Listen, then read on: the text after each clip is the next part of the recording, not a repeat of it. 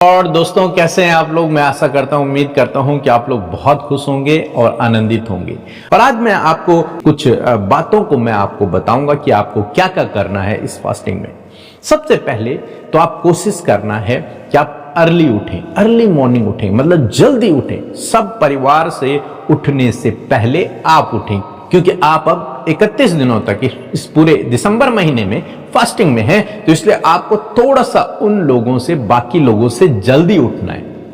जल्दी उठना है। क्यों जल्दी उठना है? क्योंकि सुबह सुबह शांत तो होता है, कोई डिस्टरबेंस नहीं होता। 10 आदमी उठ जाएंगे तो आपको थोड़ा सा डिस्टरबेंस होगा, बच्चे भी उठ जाएंगे तो आपको प्रॉब्लम होगी, क्योंकि कोई रो रहा है, कोई आपसे कुछ मांग रहा है, कुछ काम आपको करना है, अनेक प्रकार के काम निकल आएंगे। तो इसलिए आपको सबसे पहले उठना है अर्ली इन द मॉर्निंग। मैं ये नहीं कह रहा हूं आप 3 बजे उठ जाएं, लेकिन जल्दी उठें। और जब आप जल्दी उठेंगे तो पहला काम तो आपने ये करना है कि आप सबसे पहले उठेंगे। दूसरा काम जो आपने करना है, आपको अपने फोन को चेक नहीं करना। अक्सर लोग क्या करते हैं, उठते ही पहले सबसे पहले फोन उठाएंगे, व्हाट्सएप खोलेंगे, मैसेजेस देखेंगे, इंस्टाग्राम, फेसबुक, यूट्यूब, सब चीजें देखेंगे, फिर उसके बाद अपने दिन की शुरुआत करते हैं। लेकिन इसमें क्या होता है कि आपको अनेक प्रकार के नोटिफिकेशन रहते हैं, अनेक प्रकार के मैसेजेस रहते हैं। आप यूट्यूब खोलेंगे तो अनेक प्रकार के न्यूज रहती हैं, हर एक चीज में अनेक प्रकार की बातें रहती हैं। और जैसे ही आप खोलते हैं तो वो सब आपके अंदर स्टोर हो जाता है, मींस आपके अंदर आता है। तो इसलिए आपको क्या करना है, आपके विचार उधर चले जाते हैं, इसलिए आपको क्या करना है, अपने फोन को आपको टच नहीं करना, मींस आपको फोन देखना ही नहीं है। समझ रहे हैं आप मेरी बात? आप सीधे उठें सबसे पहले, और बिना फोन देखे आप एक अकेले स्थान पर जाएं जहां पर आपको कोई डिस्टर्ब ना करे, और वहां पर बैठें, क्योंकि बाइबल कहती है कि गुप्त में मेरे पिता से प्रार्थना कर। अपने पिता से प्रार्थना कर गुप्त में, तेरा पिता तुझे गुप्त में प्रतिफल देगा। तो सबसे पहले आपने अर्ली उठना है। दूसरा काम, आपने फोन को बिना चेक किए हुए, बिना फोन को स्क्रॉल किए हुए आपको एकांत में जाना है, और एकांत में बैठकर आपको केवल और केवल परमेश्वर का धन्यवाद करना है, कुछ नहीं करना। आपको केवल धन्यवाद करना है, बस बैठे और धन्यवाद दें। प्रभु तेरा धन्यवाद। अब किस बात के लिए धन्यवाद देना है, मैं आपसे कहूंगा, इन 31 दिनों में, इस पूरे दिसंबर में आपको ढूंढ ढूंढ के वो बातें निकालनी है, वो काम निकालने हैं जहां प्रभु ने आपके जीवन में काम किया है। पास्ट में जब से प्रभु ने आपको चुना, तब से लेकर आज तक प्रभु ने आपके जीवन में जो भी काम किया है, जो भी आपको लगता है कि यह परमेश्वर ने किया है, उस काम के लिए प्रभु का धन्यवाद करना है। पहली बात, पास्ट में जब से प्रभु ने आपको चुना है और आज तक जितना भी काम प्रभु ने आपके जीवन में किया है, उसके लिए आपको परमेश्वर का धन्यवाद करना है। उसके बाद आपको धन्यवाद करना है प्रेजेंट, इस समय जितनी भी चीजें, जो कुछ भी आपके पास है, उसके लिए प्रभु का धन्यवाद करना है।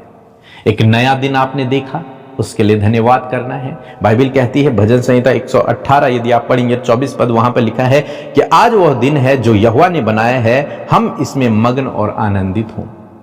तो इस दिन के लिए आपको परमेश्वर का धन्यवाद करना है। प्रेजेंट टाइम में क्या है आपके पास? आपके पास आपके परिवार है, आपके बच्चे हैं, आपका पति है, आपकी पत्नी है, आपके मम्मी पापा है, आपकी गाड़ी हो सकती है, आपका घर हो सकता है, आपका जॉब हो सकता है, आपका बिजनेस हो सकता है। जो कुछ आपके पास आज है, आज, उसके लिए आपको परमेश्वर का धन्यवाद करना है। पहली बात, आपको पास्ट में जब से परमेश्वर ने आपको चुना और आज तक जो कुछ भी आपके पास आपको लगता है कि परमेश्वर ने किया, उसके लिए परमेश्वर का धन्यवाद करना है। दूसरा काम, आपको आज के दिन के लिए धन्यवाद करना है, और जो कुछ आज आपके पास है उसके लिए प्रभु का धन्यवाद करना है। और तीसरी बात, फ्यूचर में जो आप चाहते हैं अपने जीवन में कि प्रभु आपके जीवन में करे, उसके लिए भी आपको धन्यवाद करना है। इसे कहते हैं एडवांस लेवल ऑफ फेथ। आप एडवांस में उन बातों का धन्यवाद करेंगे जो अभी आपके पास नहीं है, लेकिन आप चाहते हैं कि भविष्य में आपके पास हो। मैं सपोज आपकी शादी नहीं हुई है, तो आप अभी से प्रभु का धन्यवाद करें कि प्रभु आपका धन्यवाद, मेरी शादी हो गई है और एक अच्छा जीवन साथी आपने मुझे दिया है। आपके पास कोई जॉब नहीं है तो आप जॉब के लिए धन्यवाद करें कि प्रभु तेरा धन्यवाद, आपने मुझे बहुत अच्छी जॉब दी है और मैं बहुत खुश हूं इस जॉब के लिए, इसलिए मैं आपका धन्यवाद करता हूं। जो आपके पास अभी नहीं, जो फ्यूचर में, भविष्य में जो आपके पास होगा, जो आप चाहते हैं कि भविष्य में मेरे जीवन में हो, उसके लिए आपको धन्यवाद करना है। तो 3 धन्यवाद के विषय मैंने आपको बताए। एक, पास्ट की बातें, दूसरा प्रेजेंट की बातें जो आज आपके पास है, तीसरा भविष्य में जो आप चाहते हैं उसके लिए धन्यवाद करना। तो आप उठें, एकांत में जाएं और परमेश्वर का धन्यवाद करना शुरू करें और आपको यकीन नहीं होगा कि बहुत लंबा समय आपका इस धन्यवाद देने में ही व्यतीत हो जाएगा। फिर तीसरा काम आपको क्या करना है, वो करना है परमेश्वर के वचन का अध्ययन। परमेश्वर के वचन को खोलना है और उससे पढ़ना है। अब क्या पढ़ना है वो मैं आपको बताऊंगा। 1 तारीख की शाम की प्रार्थना में मैं आपको बताऊंगा कि आपको 2 तारीख के लिए क्या पढ़ना है, 3 तारीख के लिए क्या पढ़ना है। हर दिन मैं आपको नए नए टॉपिक, नए नए पैसेज मैं आपको दूंगा पढ़ने के लिए, और जब आप उन्हें पढ़ेंगे परमेश्वर वचनों के द्वारा आपसे बातचीत करेगा। तो आपको क्या करना है, वचन का अध्ययन करना है। फिर आपको करना है डिक्लेरेशन, घोषणाएं आपको करनी है। घोषणाएं बहुत महत्वपूर्ण है और इसलिए इस उपवास में, इस पूरे दिसंबर महीने में आपको एक, परमेश्वर का धन्यवाद देना है, दूसरा आपको वचन पढ़ना है और तीसरा आपको घोषणाएं करनी। घोषणाएं, जब आप जानते हैं मूसा ने जब परमेश्वर से बातचीत की, यदि आप मेरे साथ में निर्गमन की किताब निकाल लेंगे और उसका 3 अध्याय यदि आप निकालेंगे और 14 पद यदि आप पढ़ेंगे, तो यहां पर जब मूसा परमेश्वर से बातें कर रहा था, 14 पद में लिखा कि परमेश्वर ने तब मूसा से कहा कि मैं जो हूं सो हूं। फिर उसने कहा, तू इज़राइल से यह कहना कि जिसका नाम मैं हूं है, उसी ने मुझे तुम्हारे पास भेजा है। यहां पर परमेश्वर घोषणा करते, मैं जो हूं सो हूं। यही घोषणाएं आपको और मुझे भी करना है। मैं आशीषित हूं, मैं समृद्ध हूं, मैं चंगा हूं, मैं स्वस्थ हूं, मैं सफल हूं, मैं सामर्थी हूं, मैं बलवान हूं, मैं बुद्धिमान हूं। इस प्रकार की घोषणाएं आपको करनी है। और जब आप इन घोषणाओं को करेंगे, बाइबल कहते हैं तेरे मुंह में जीवन और मृत्यु है। जब आप इन घोषणाओं को करेंगे, मेरा विश्वास है कि परमेश्वर उन घोषणाओं को आपके जीवन में पूरा करेंगे।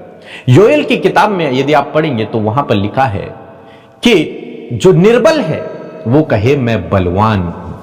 वो घोषणा करे इस बात की कि मैं बलवान हूं, लेकिन क्या हकीकत में क्या है, निर्बल है वो। लेकिन परमेश्वर का वचन कहता है कि जो निर्बल है वो कहे मैं बलवान हूं। अब मैं इसे एक्सप्लेन कर रहा हूं कि जो बीमार है वो कहे मैं स्वस्थ हूं, जो गरीबी में है वो कहे मैं अमीर हूं, जो असफल है वो कहे मैं सफल हूं। वो घोषणा करे इन बातों की। और जब आप इन घोषणाओं को करेंगे, परमेश्वर आपके जीवन में वैसा ही करते चले जाएंगे। तो रोज सुबह उठकर आपको इन कामों को करना है। और जो आपकी कमियां हैं, उन कमियों को आपको प्रभु के सम्मुख रखना है। प्रभु, इन कमियों को आप दूर करें। बाइबल कहती है, मैं इस उपवास से प्रसन्न होता हूं जिसमें मनुष्य अपने आप को दीन करे, अपने आप को नम्र करे। इस उपवास से परमेश्वर प्रसन्न होता है जिसमें व्यक्ति अपने आप को दीन करे, नम्र करे। तो समझ रहे हैं आप मेरी बात को? आपको क्या करना है? आपको अर्ली उठना है, सुबह जल्दी उठना है। दूसरा काम, आपको एकांत में जाना है और अपने फोन को नहीं छूना है। तीसरा काम, आपको परमेश्वर का धन्यवाद करना है। चौथा काम, आपको परमेश्वर के वचन को पढ़ना है। और पांचवा काम, आपको घोषणाएं करनी है।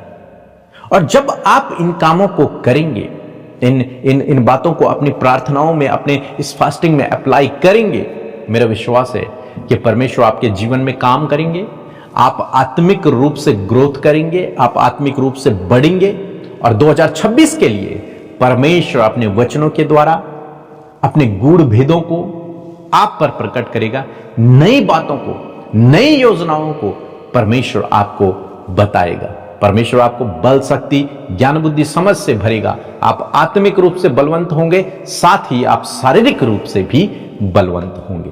सो इन बातों को आप अप्लाई करेंगे मॉर्निंग फास्टिंग प्रेयर में। इसलिए रोज हमारे साथ में शामिल होएं सुबह की प्रार्थना में और फास्टिंग करें। जो पैसेज मैं आपको दूंगा उसे आपको रीड करना है, फिर हम उस पर डिस्कस करेंगे। सो प्रभु आपको इस वचन के द्वारा बहुत आशीष दे। आमीन।